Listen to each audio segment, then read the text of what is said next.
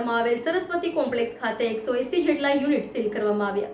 Fire બ્રિગેડની જુદી જુદી ટીમો દ્વારા આજે વિવિધ વિસ્તારોમાં ફાયર સેફ્ટીનું ચેકિંગ જારી રાખવામાં આવ્યું હતું, જેમાં ફાયર સેફ્ટીની ગંભીર બેદરકારી રાખનારા સામે કાયદાકીય કાર્યવાહી કરવામાં આવે છે। વડોદરા ફાયર બ્રિગેડ દ્વારા ફાયર સેફ્ટી અંગે ઉપાડવામાં આવેલી ઝુંબેશ 5મે દિવસે પણ ચાલુ રાખવામાં આવી હતી। આજે વડોદરા વોર્ડ નંબર 18ના માંજલપુર વિસ્તારના આવેલ સરસ્વતી કોમ્પ્લેક્સ ખાતે 180 જેટલા યુનિટ આવ્યા છે, જેમાં ફાસ્ટ ફૂડની દુકાન, કોમર્શિયલ ઓફિસ, ક્લાસ વગેરેને સીલ કરવામાં આવ્યા।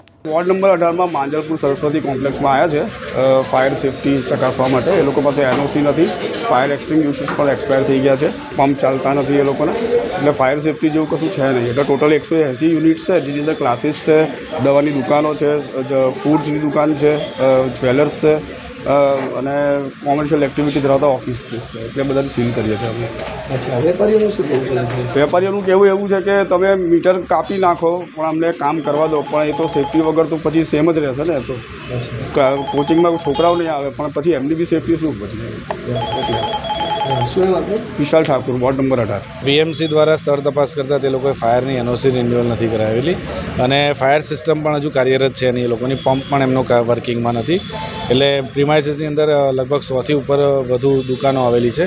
એ જગ્યાને રીચેક કરતાં તે પ્રકારે કોઈ સિસ્ટમ એક્ટિવ મળી નથી, એટલે અત્યારે હાલમાં તેને વીએમસી અને વડોદરા ફાયર સર્વિસની ટીમ દ્વારા તેને સીલ મારવામાં આવે છે। નિકુંજભાઈ, જે રીતના વાત કરે ફાયર એનઓસી 2 વર્ષે રિન્યુએશન કરવામાં આવે છે, તો અત્યાર સુધી રિન્યુ નથી થઈ।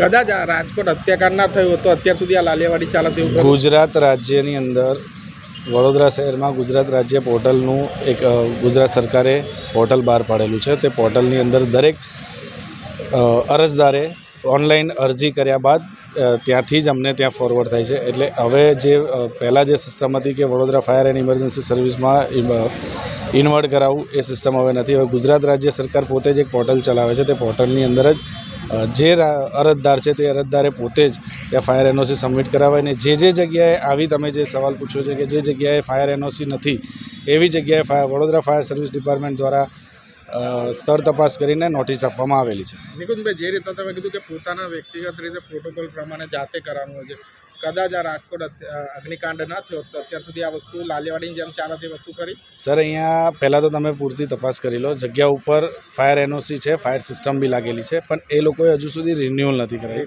અને રિન્યુઅલ નથી કરાવી એટલે એ જગ્યા ઉપર તેને નોટિસ આપવામાં આવે। નોટિસ આપવાની અંદર મુદત હોય, એ મુદતની અંદર તે કાર્યગીરી ના કરે તો એને પછી એને સીલ એને બીજી આપણા ડિપાર્ટમેન્ટ દ્વારા D2 નોટિસ જે પણ આપવામાં આવે છે તેના બાદ એને સીલ કરવામાં આવે છે। અત્યારે હાલમાં બી સ્થળ તપાસ કરતાં અને રાજકોટની ઘટનાને ધ્યાને દઈને અવારનવાર એની પહેલાં રાજકોટની ઘટના તો હમણાં થઈ છે, પણ એની પહેલાં પણ આપણે સદર સ્થળ પર આવીને ત્યાં સૂચનો આપેલા છે, તેમને નોટિસ આપેલી છે। અહીંયાના જે દુકાનદારો છે તે આપણા ઓફિસ પર આવેલા છે, એમને પણ સમજાવેલા છે કે સિસ્ટમ એક્ટિવ રાખો, સિસ્ટમ એક્ટિવ રાખવાથી તો ફ્યુચર લાઈફ એમની સેવ થવાની છે। એટલે અત્યારે હાલમાં સદર સ્થળ પર વીએમસીની મદદ લઈને અત્યારે એને સીલ કરવા।